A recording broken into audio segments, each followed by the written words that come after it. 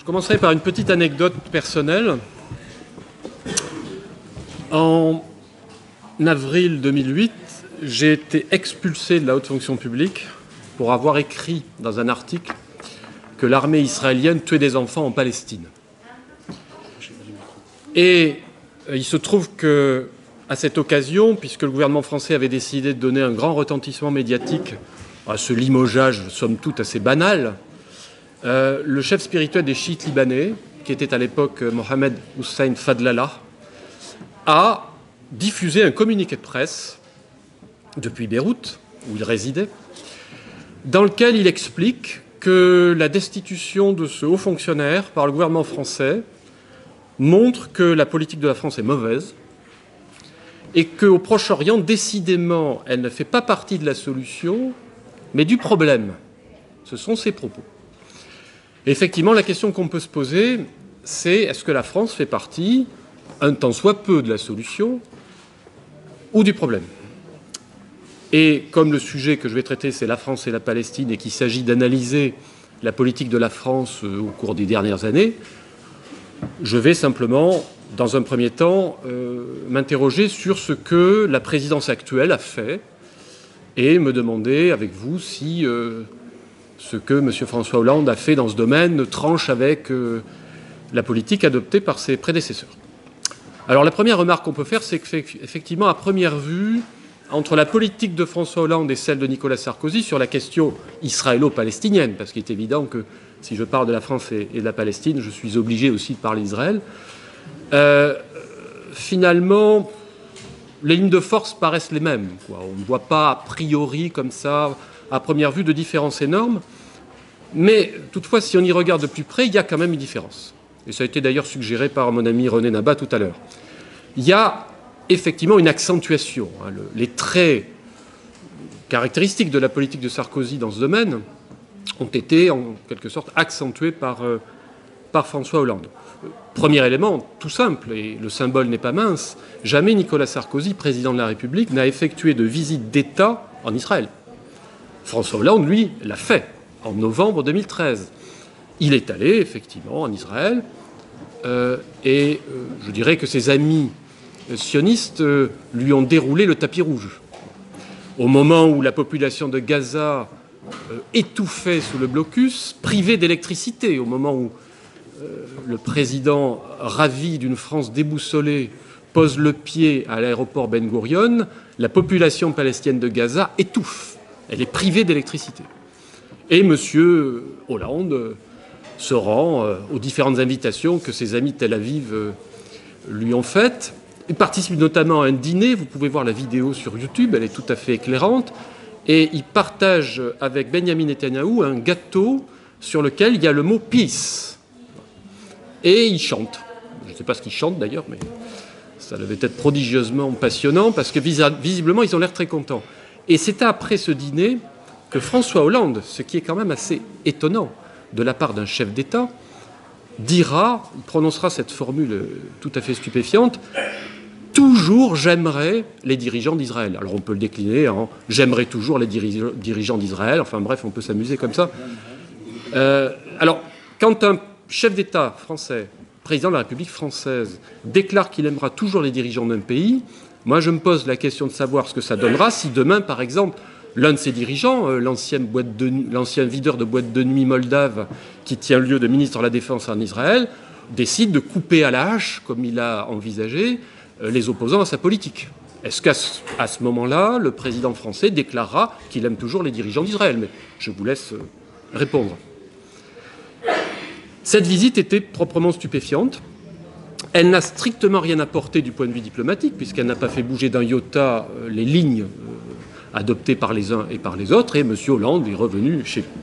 Voilà un bon exemple, me semble-t-il, de ce qu'on pourrait qualifier, c'est un euphémisme, de partialité absolument stupéfiante de la politique française en faveur d'Israël. Deuxième exemple, vous l'avez tous en mémoire, on est en juillet-août 2014, et il y a une offensive militaire dévastatrice de l'armée israélienne contre Gaza, qui provoque notamment la mort de 400 enfants palestiniens. Que fait le gouvernement français? Quelle est sa réaction immédiate? C'est-à-dire dans les premières 48 heures. Ils demandent qu'on épargne les populations civiles palestiniennes? Non. Ils demandent que le gouvernement israélien exerce de la retenue, comme on dit? Absolument pas. Ils demandent qu'Israël lève le blocus? Absolument pas. Il accuse la résistance palestinienne d'être à l'origine des affrontements. Il pointe du doigt le Hamas, dont il fait le procès. D'accord? Ce même Hamas qui a été inscrit au départ sur la liste des organisations terroristes, notamment à l'instigation de la France, alors que cette organisation, rappelons-le, quelles que soient ses orientations idéologiques et ce qu'on peut en penser, a quand même gagné les élections législatives palestiniennes en 2006. Donc on a une France qui, lorsque on est au paroxysme de la crise, et c'était bien le cas en juillet-août 2014, lorsque les bombes israéliennes pleuvent sur Gaza, je rappelle qu'il y a eu plus de 1400, voire 1500 morts, certains bilans même vont jusqu'à 1700 morts côté palestinien, dont une grande majorité de civils évidemment, et qu'il y a eu côté israélien 70 morts, dont 3 civils, les autres morts étant des soldats israéliens tués au combat. Donc, dans une situation où véritablement on est au paroxysme de l'affrontement militaire entre un occupant, Israël est bien la puissance occupante, ou alors les mots n'ont pas de sens, et une résistance armée, la France prend parti pour l'occupant.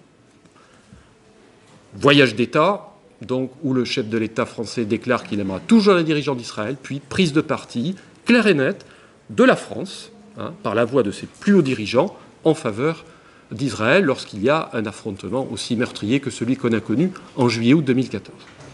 Alors, il est clair, dans ces conditions, qu'on voit bien que la politique française avec François Hollande ne déroge pas aux principes qui ont été posés par son prédécesseur, le fossoyeur du gaullisme, Nicolas Sarkozy. Au contraire, on en rajoute dans l'atlantisme et on en rajoute dans l'alignement presque caricatural de Paris sur Tel Aviv. Ce qui est, comme cela a été d'ailleurs dit tout à l'heure, parfaitement cohérent.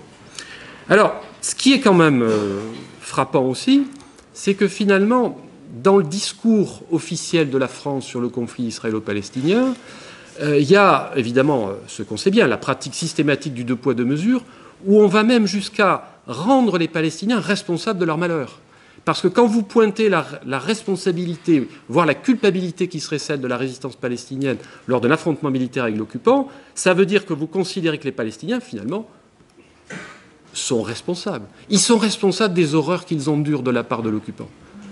Et ce faisant, la France, par la voix de ses représentants, ce n'est pas la France éternelle dont je parle, c'est celle qui est représentée par ses représentants actuels, fait comme si ce n'était pas la violence structurelle de l'occupation et de la colonisation qui avait généré la résistance armée, et non l'inverse. S'il y a résistance armée, c'est bien parce qu'il y a occupation militaire. Mais ça, on l'oublie. Le général de Gaulle l'avait dit, ça a été dit très bien par Philippe de Saint-Robert tout à l'heure. Mais ça n'est pas, effectivement, la référence préférée des dirigeants actuels de la France. On préfère Kouchner à de Gaulle, on préfère donner dans une espèce de novlangue bredouillante où on se prévaut de principes humanitaires à géométrie variable. Il serait valable lorsqu'il y aurait des victimes du régime syrien, mais pas du tout, par contre, lorsque ces victimes sont celles de l'occupant israélien. Alors, il est vrai, quand on regarde le parcours du président actuel, que finalement, ce n'est pas très étonnant. Il était familier, bien avant d'être président, de ces dîners célèbres où les dirigeants de la France, alignés en rang d'oignons, vont faire allégeance. Ils vont célébrer les noces paradoxales d'une république qui se veut laïque et d'une officine communautaire, dont on a évoqué tout à l'heure l'influence. Bien. Et ce même François Hollande avait d'ailleurs, à l'occasion de ses agapes, annoncé, et la promesse a été tenue, que ce Quai d'Orsay décidément pro-arabe et archaïquement gaulliste serait bientôt purgé de ces éléments intempestifs. Donc, alignement de la France sur Israël. Voilà la politique palestinienne de la France. Bien sûr, cela va sans dire, 132 États ont reconnu l'État de Palestine, on attend toujours la France. Alors, à écouter nos dirigeants, ça n'est jamais le bon moment. Avant la conférence internationale du 3 juin, c'était trop tôt. On va peut-être consulter les aruspices, d'ailleurs, pour savoir quand il faut le faire, ouvrir le foie des poulets pour savoir si les présages sont favorables. Après la conférence, manifestement, c'est trop tard puisqu'on ne l'a toujours pas fait. Voyez. Alors avant, il ne fallait pas vexer les Israéliens avant une conférence à laquelle, d'ailleurs, ils ont annoncé qu'ils ne viendraient pas. Donc c'était doublement ridicule. Et après, les Israéliens n'étant pas venus, et on dit que de toute façon tout ça ne les intéressait pas, de toute façon, on ne le fait pas non plus. Donc il y a 132 États qui ont reconnu l'État de Palestine, ce qui est quand même un geste symbolique, finalement, qui ne mange pas de pain. Mais même ça, la France ne le fait pas. Voyez. Par contre, on aime, d'un amour profond, les dirigeants de l'État d'Israël. Alors, cette conférence internationale, on a un petit peu parlé tout à l'heure, je ne voudrais pas être trop long. Bon, c'était couru d'avance avec Washington qui avait déjà annoncé qu'il ferait tapisserie et les Israéliens qui seraient aux abonnés absents. On savait que ça déboucherait sur pas grand-chose. Hein. C'est un peu la montagne, la colline, qui accouche d'une souris. Et on voit bien que le processus qui, soi-disant, était engagé n'aboutira à rien. Tout le monde le sait, et les Palestiniens eux-mêmes.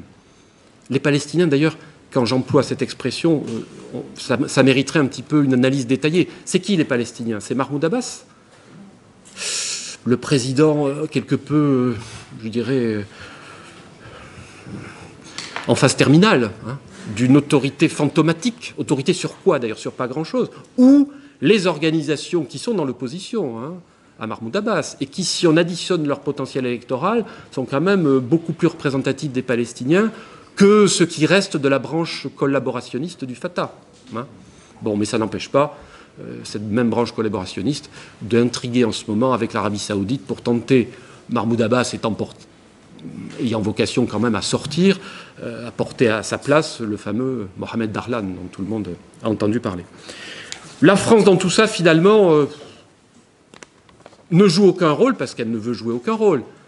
À partir du moment où sa politique est une politique d'alignement sur Tel Aviv, la France, en quelque sorte, se stérilise elle-même dans l'influence qu'elle pourrait jouer au Proche-Orient. Au lieu de reconnaître l'État palestinien, elle ne le fait pas. Au lieu d'encourager le mouvement BDS, qui est un mouvement pacifique, lancé à l'initiative de la société civile palestinienne, elle le condamne, elle le criminalise. Il y a un arrêt scandaleux de la Cour de cassation. Bon, vous connaissez tout ça. Donc, la France ne fait rien, et quand elle fait quelque chose, c'est pour adhérer, comme la moule adhère au rocher, à la politique israélienne. On est quand même, à mon avis, comme on dit vulgairement, mal barré.